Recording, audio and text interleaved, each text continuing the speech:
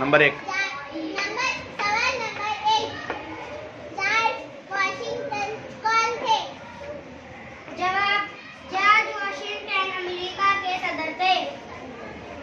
Number 2, सिपाही क्या कर रहे थे?